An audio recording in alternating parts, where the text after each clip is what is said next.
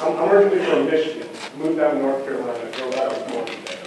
And whatever they tell you about North Carolina, the barbecue there is bad. So they put me off to barbecue for a while now. They put that vinegar in the sauce, you know, which is good for what things tacky and stuff like that. So it should be good. Whoever from North Carolina tells you otherwise, don't believe it. So you know this is Knox Box, and I'm not going to talk about boxes today, I'm going to talk about some other things. But before I start, it's Final Four week, right? We got Virginia and Michigan State. Final Four. So let's make fun of small group people for a while. Is that all right? Is that okay? You know, fire-wise, a lot of people didn't hear about the fraternity for the Auburn basketball team actually had a fire last year. Only loss was of 25 books. Big tragedy was 22 of those books weren't colored in yet. So that was a tragedy. You know, Jared Harper, their star guard, they're lucky that they won yesterday because he almost didn't play. Right before the game, the dean of academics came in, brought Coach Pearl aside and said, I don't think Harper can play. He's flunking match. So Pearl's like, what can we do? What can we do? And he said, well, we could give one quick question. If he gets it right, we'll play. So they bring Harper aside. They said, now concentrate, Jared. What's 2 plus 2? Thanks for a second, please. He says, Dean, would the answer be 4? Coach Pearl Jones said, give him one more try. Give him one more try. Speaking of Coach Pearl, he wasn't in a good mood yesterday. He was out to dinner Saturday night.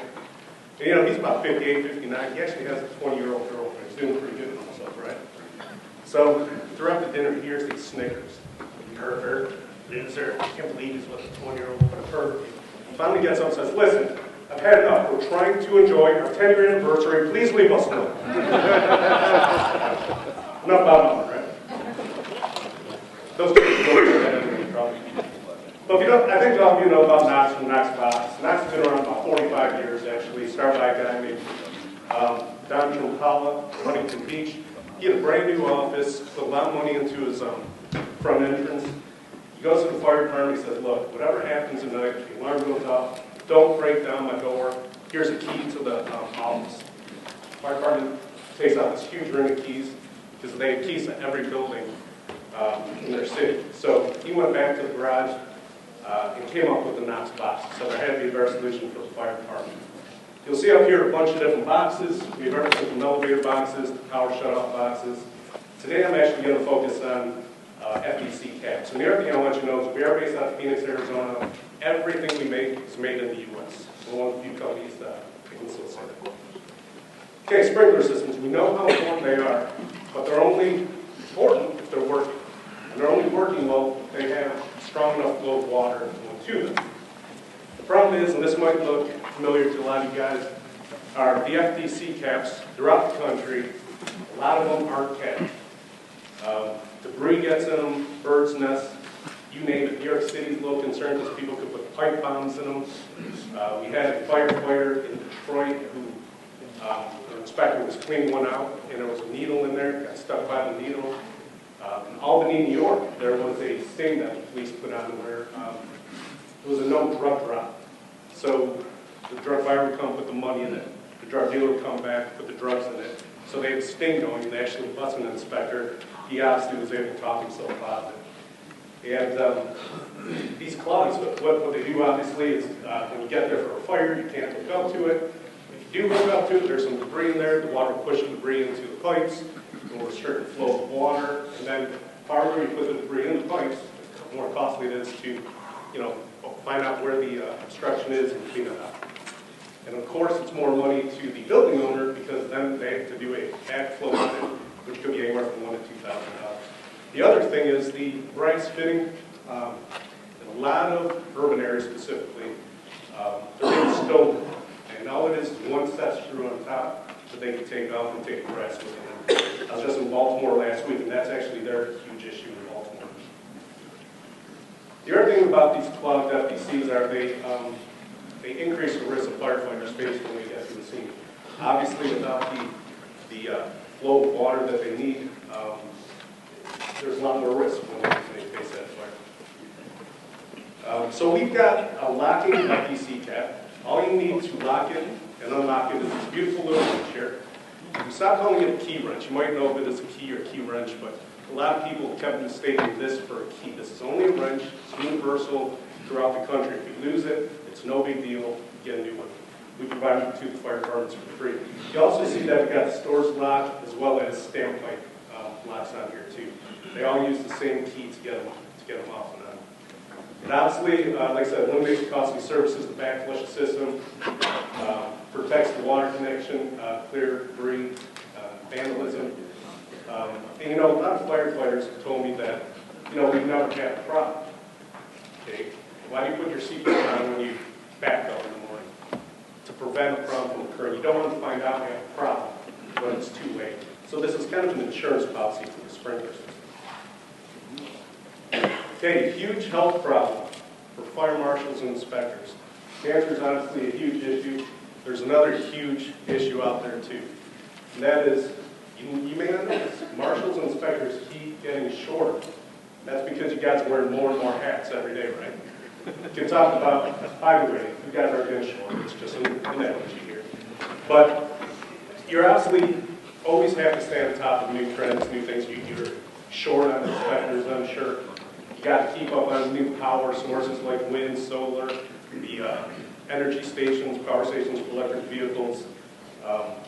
Some parts of the country legalize marijuana is a new thing you guys got to take care of.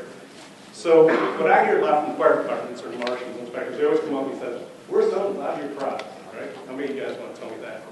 And we appreciate that. And the boxes, it's critical that you guys kind of do something so you know where they are. You go there, you lock it for the person, you also test the key to make sure it works. For the FDC caps, in the past, what was done was the inspectors and marshals would talk to a building owner, would say, "Hey, this is something you might want to protect your building and your sprinkler system." The problem is you guys have so many things to worry about, plus you don't want to be asking the building owner for money. I'm sure that's like the least enjoyable part of your job, one, let's say.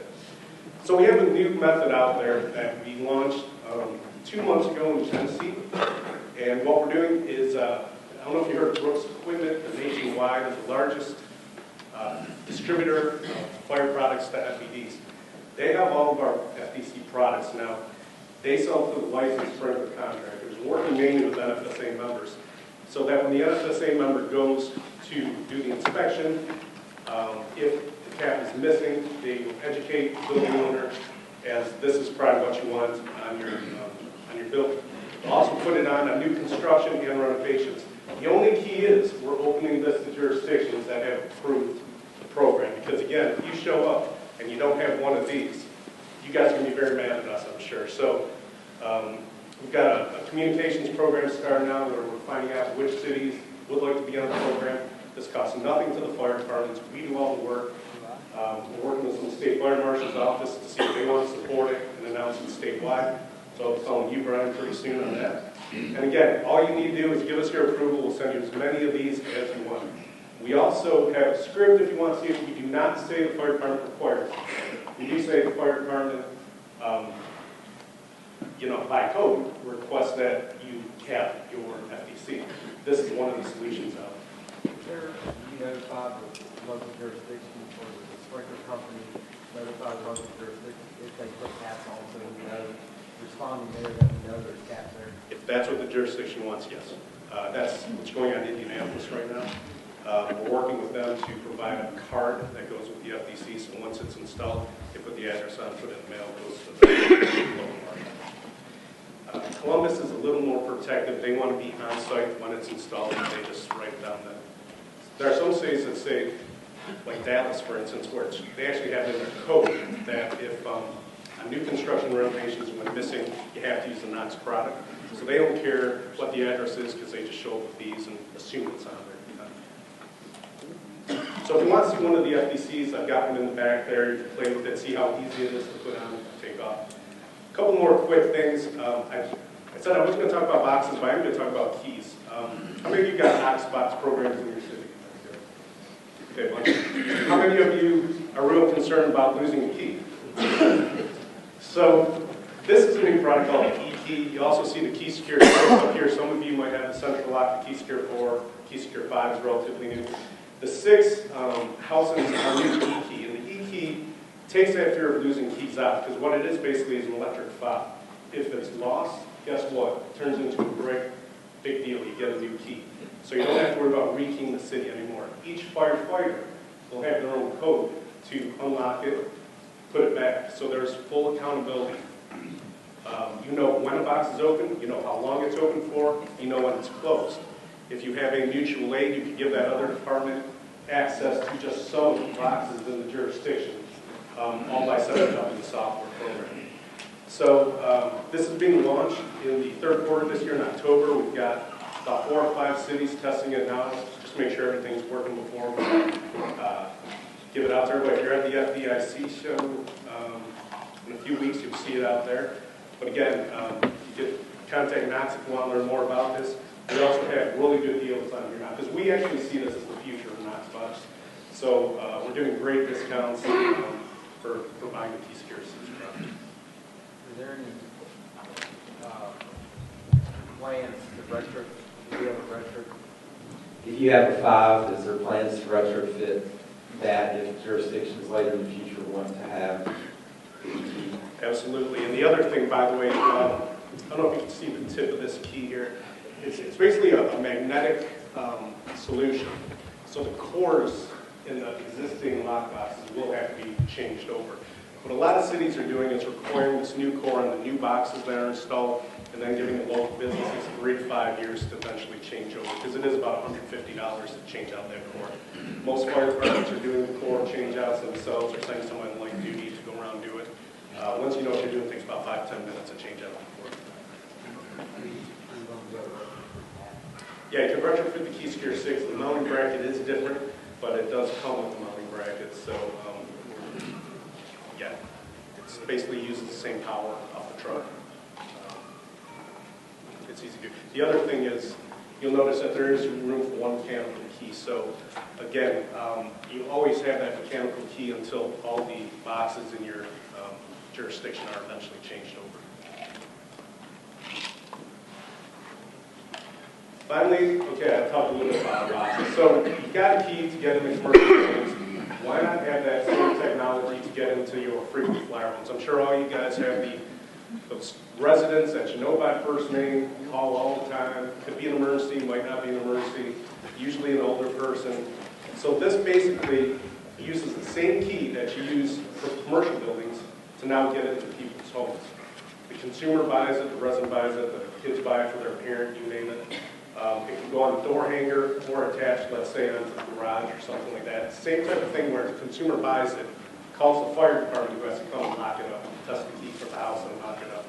This has been really big down in Florida. We're looking to expand use of it into other cities, especially that have a lot of elderly or at-risk residents.